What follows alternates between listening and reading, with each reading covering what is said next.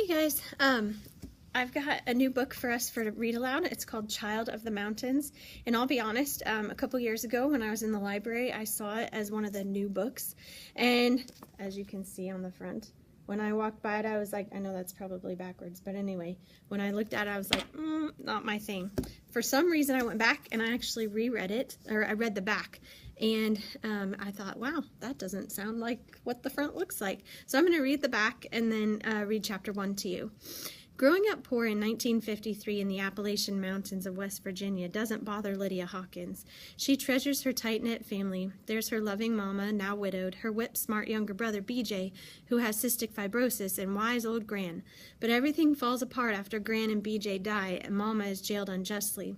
Suddenly, Lydia has lost all those dearest to her. Moving to a coal camp to live with her Uncle William and Aunt Ethel May only makes Lydia feel more alone. She is ridiculed at her new school for her outgrown homemade clothes and the way she talks, and for what the kids believe her mama did. To make matters worse, she discovers that her uncle has been keeping a family secret about her. If only Lydia, with her resilient spirit and determination, could find a way to clear her mother's name.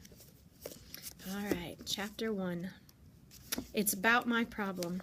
Wednesday, October 28th, 1953. My mama's in jail. It ain't right. Leastwise, I don't think so. Them folks that put her there just don't understand our family. My mama's the best mama in the whole wide world. Everybody used to say so afore that awful stuff happened. Even Uncle William, and he don't say much nice about nobody. I got to get her out. But how? Even when they's wrong, once grown-ups make up their minds about something, a kid like me don't stand much of a chance of changing it. Poor mama. I know she hates being caged up like a rabbit, and it's all my fault. I feel like my heart done shattered in tiny pieces like Gran's vase that me and BJ broke playing tag one time.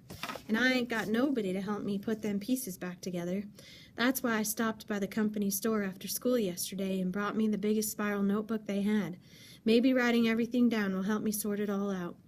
Lydia, when you came to be, you was my only star in a dark, dark sky, Mama always said. When I lived in paradise, Mama and Gran always made me and BJ both feel like we was right special to them. But sometimes a body can feel all alone, even when other people live in the same house. That's how I feel living with Uncle William and Aunt Ethel May here in Confidence, West Virginia. They be nice enough people, but they ain't got nary a clue about what to do with me. The bad stuff commenced like this. My brother BJ was born awful sick, but we didn't know it at first. When Mama birthed me, Gran said I didn't cause Mama no trouble at all. Daddy was at work, so Gran hollered to a neighbor across the road that I was a-comin' soon. The neighbor got in his car and went to fetch old Doc Smithson. When Doc Smithson come to help Mama, Gran told him she could manage things just fine, but he said he would be awful obliged if she let him help because it was his doctoring duty. So Gran figured it would be okay. But Gran told me that she really done most of the work, after Mama, of course. Gran midwifed most of the women around these parts. She fixed Mama blue cohosh tea to sip and tickled her nose with a feather. Gran said, when your Mama sneezed, you whizzed out of her like a pellet from a shotgun. All Doc Smithson had to do was hold out his hands to catch you. Gran shook her head. Ain't like you have to go to some fancy school to learn how to do that. But things sure turned out different with BJ. I recollect the whole thing. I was 4 years old at the time. Gramps and Daddy lived in heaven by then. Me and Mama and Gran lived in Gramps' cabin all by ourselves. When BJ was about to come, Mama started bleeding real bad and she screamed like a hound dog a-howling at the moon. Nothing Gran mixed from her herb bottles helped none. Gran sent me running to the neighbor's house to have them find Doc Smithson. Doc took one look at Mama and told Gran he had to fetch her to the hospital in Charleston straight away, but we didn't have no ambulance close by where we lived. Sometimes the men from the funeral home took folks to the hospital in their hearse, but they couldn't get to our house soon enough for my Mama, tucked way back up in the mountains as we are. So Gran wrapped Mama up in blankets and Doc carried her like a sack of taters to his Jeep. Her eyes were closed like she was asleep. I cried out to her, "Take me with you, Mama, take me with you." She opened her eyes just a little and looked at me. Her lips said, "I love you," but no sound came out at all. Doc sped off with her to the big hospital in Charleston. Tears commenced to roll down my cheeks when I watched them drive away. Gran smoothed the hair back from my face with her hands, rough as a cat's tongue. "Your Mama needs us to stay here and look after things for her, Pumpkin," she said.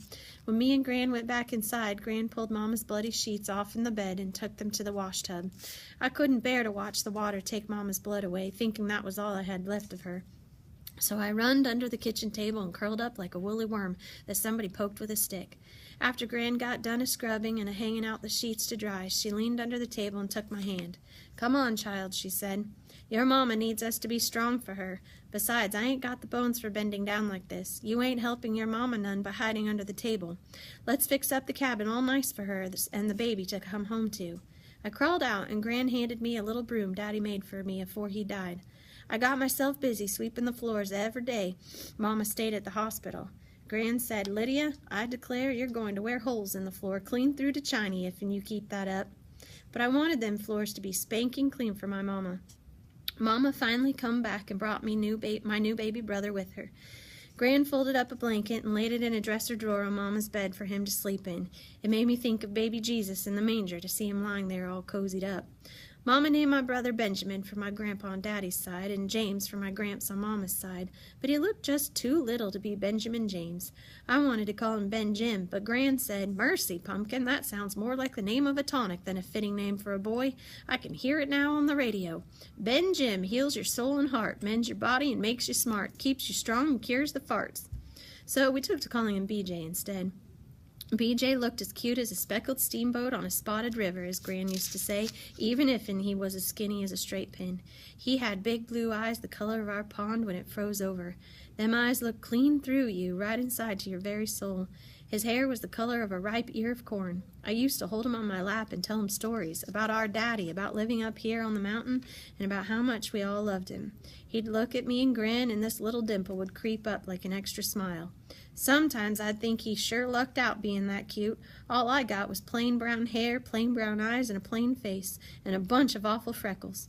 I asked Mama, "How come I didn't get blue eyes like BJ?" She said, "You got soft, gentle doe eyes instead, Lydia. Eyes just like your heart." I felt better after that. BJ was so tiny, he made me come to think of Tom Thumb, a story Gran used to tell me about a little boy the size of Daddy's thumb. BJ mewed like one of our old cat Hessie's kittens when he wanted a drink. Sometimes I wished I could curl up with Mama like that, all safe and warm, but I thought I was too big because Mama was so weak. Feeding BJ seemed about all she could manage, so I didn't ask. Besides, I had to help Gran with the cooking and other chores. I didn't mind so much. I pretended I was all growed up and a real important person. One day while Mama slept, Gran let me hold BJ for the very first time. I had to sit in the rocking chair and be real careful. His neck still flopped about like my rag doll. I curled my arm around him when Gran laid him in my lap. He didn't weigh much more than a mess of green beans. I looked down at his big eyes, and he looked up at me. "Looky there," Gran said. "He's a-smiling at you." I smiled back at him. I knew right then and there that I was somebody special to my baby brother. "I will always take good care of you, BJ," I promised in a whisper only he could hear. "Always and forever. I won't let nothing bad happen to my BJ." I tried real hard to keep that promise, but I couldn't. Gran always reminded us when something bad happened that the rain falls on the just and the unjust. The rain that Gran talked about sure poured down mighty hard on our family. All right, we're going to end there, and I just want to quickly talk about the pronouns quiz retake. Those of you that might be interested in the retake, what I ask you to do is go back on No Red Ink and get everything to green badges again and take those quizzes and pass them, and then come show me, and then we'll make a plan before or after school for you to take it. You know, it'll only take about 10-20 minutes tops. So with that, you'll just want to check in. You'll probably want to do it pretty quick, like look and make sure that it's something you do or don't want to do, and if it is something you're going to do, I want you to start working towards that, so you're taking that in the next maybe next week or the week after. You technically have until the end of the quarter, but I don't want you waiting that long. So with that said, listen to the substitute and be good. We'll see you tomorrow, I hope.